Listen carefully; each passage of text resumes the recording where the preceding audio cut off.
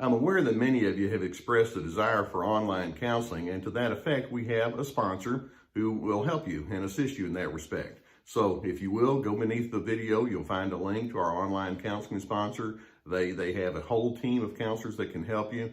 Practice self-care, get the help that you need.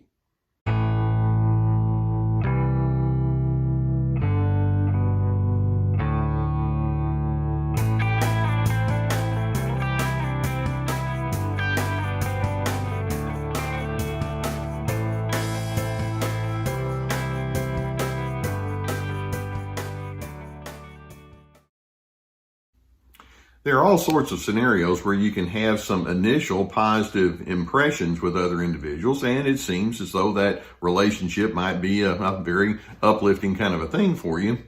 For example, it could be inside of your work setting where you're working on projects with someone, or inside social scenarios or organizations that you belong to. It could even be with individuals inside your family, and you can have some good exchanges.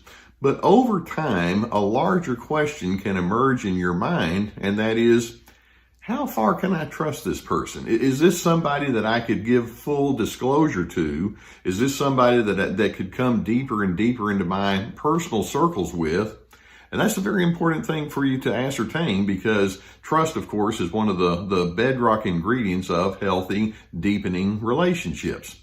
Right now, I want to go through 10 different ingredients that I want you to watch for that might imply that a person that you might have an initial positive impression with may not be as trustworthy as you want. So let's get to it so that we can get a gauge as to how you might interact with other individuals.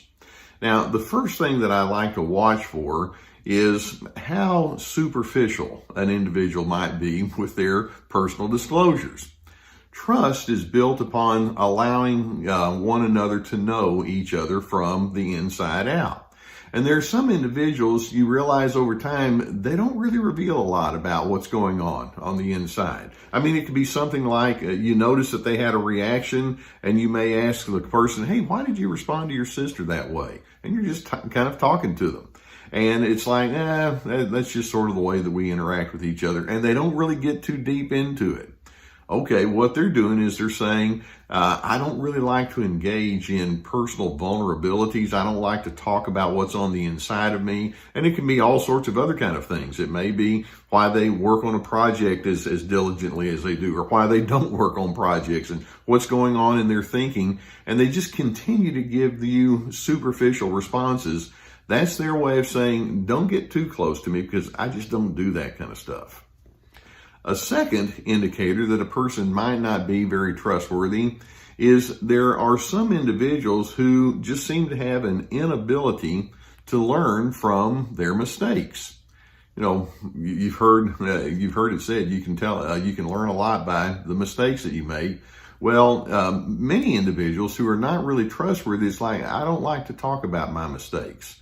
I don't want to admit that I make mistakes, or if I do, I'm going to brush it off. And you notice that they tend to do the same negative or inappropriate things or non-productive things over and over, and they don't receive direction well at all. And this is their way of saying, I just want to be an island unto myself. I don't like to exchange and engage in an insightful way with other individuals about who I am. And I'm thinking, okay, good to know.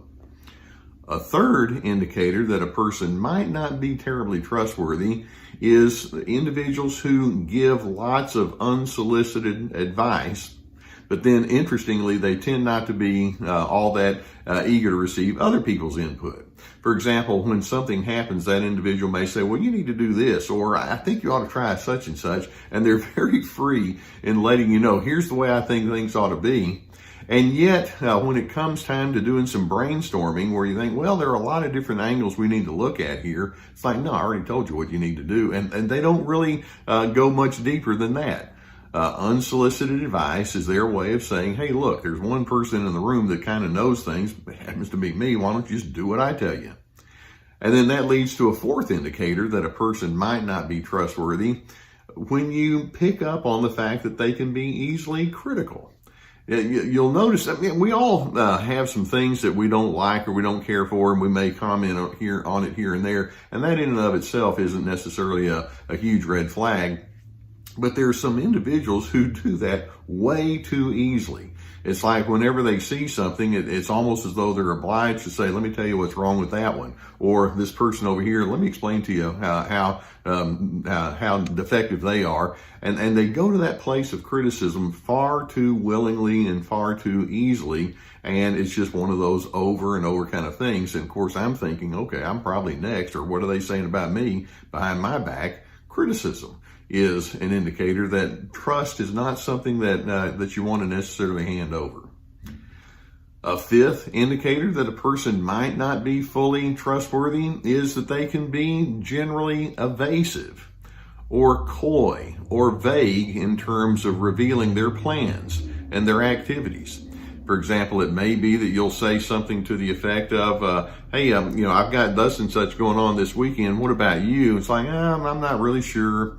And then you realize, that I'm not really sure seems to be a very consistent response that they give over and over. And you don't really know where they're going or who they're with or what they're up to. That's their way of saying, I want to keep a tight control about how much of me that I reveal. And you just don't really need to know that much about me. Okay, another thing, good to know. A sixth indicator that a person may not be fully trustworthy is that they can be fair weather friends. Now, when I say fair weather friends, they're there for the good times when the games and the laughter and the pleasantness and the food is good and all like that. When all of that is there, it's like, yeah, sign me up. But then in the midst of difficulties or strains or troubles, it's like, where did they go?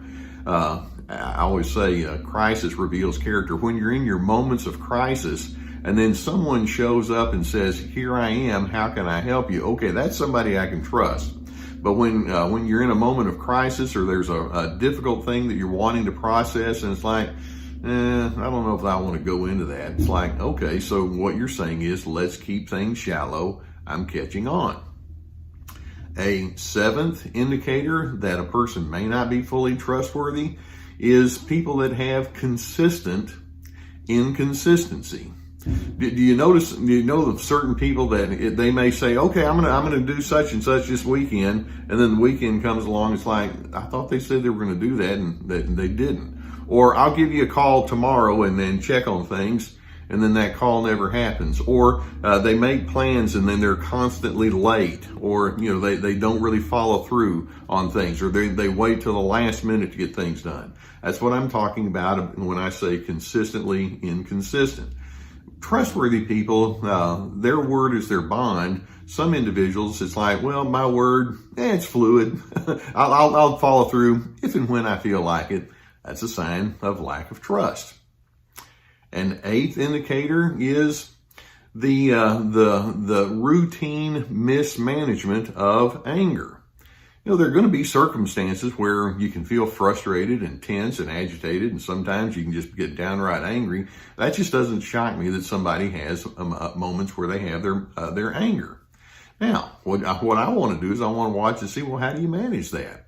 And when people go straight into the rudeness or the condescension or the forcefulness and the harshness in their anger, it's their way of saying, deep down, I really don't respect people, especially if you disagree with me. You can tell a lot about an individual's maturity in the way they manage anger. You can still, in anger, stand up for yourself and your convictions, but you can maintain a certain diplomacy about it and a decency, and people get to walk away with their self-respect still intact. Non-trustworthy persons don't think that way.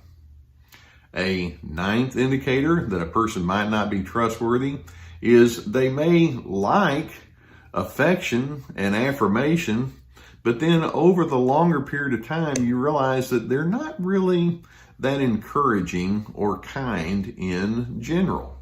In other words, they like to be the good time person, let it all roll. Yeah, come and tell me how nice I am. But when it comes time for you to have a sensitive response from that person, where there needs to be a tenderness, or they get in with strong empathetic skills, and that's missing, that implies that there's kind of I'm only here when it makes me feel good mentality. And then a 10th indicator is non-trustworthy people like to talk about their successes They like to talk about the things that make them distinct and unique, but they really won't go into much detail at all about their failures. We all fail. We all have moments where that wasn't my greatest situation there. And the deeper you get to know people, they're going to be willing to say, yeah, let me talk to you about what that was about.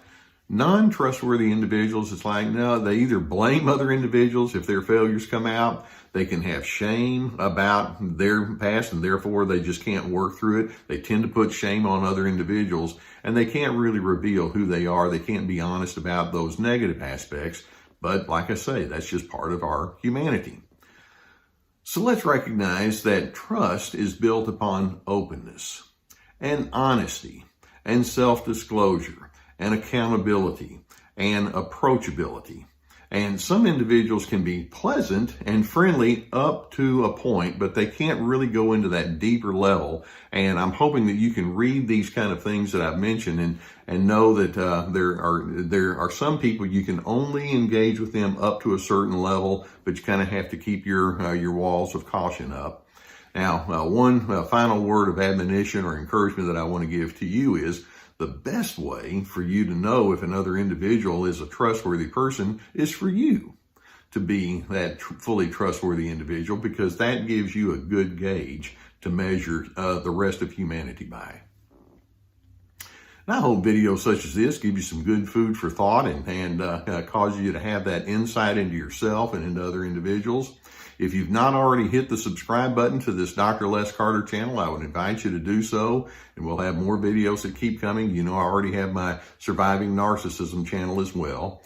If you have a need for counseling, we have an online sponsor that could assist you in that way. If you have somebody in your immediate area that you could get counseling with, I would certainly encourage that. But if online counseling is what you're after, we have a sponsor that, and we have a link below so that they could introduce you to an entire team of individuals that could help you unpack some of the things that might be required there. In addition, we have my courses like my Free to Be course and others that are on the way, and webinars that we'll be producing from time to time, and my books, etc. So make sure you take advantage of the resources we have below.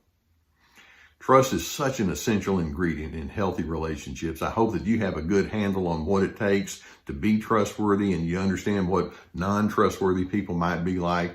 And in doing so, it positions you to be a person of steadiness, and hopefully it can keep you in your place of peace.